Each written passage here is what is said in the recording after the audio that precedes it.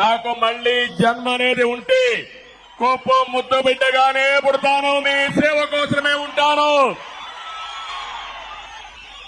అలాంటి అరుదైన అనుభవం ఈ నియోజకవర్గం. ఈసారి ఎన్నికలు జరిగాయి. 164 మంది ఎమ్మెల్యేలు గెలిపించారు. వైఎస్ఆర్ కాంగ్రెస్ పార్టీని చిత్తుగా ఓడించారు. 11 సీట్లే గెలిచారు. అంటే ప్రజాస్వామ్యంలో ఎవరైనా సరే విర్ర వీగితే ఇదే గతి పడుతుందని ప్రజలు నిరూపించారని చెప్పి నేను మీ అందరికీ తెలియజేస్తున్నా. కుప్పం నియోజకవర్గం ఉంది, నా సామాజిక వర్గం లేదు గాని ఈ వెనుకబడిన వర్గాలే నా సామాజిక వర్గం.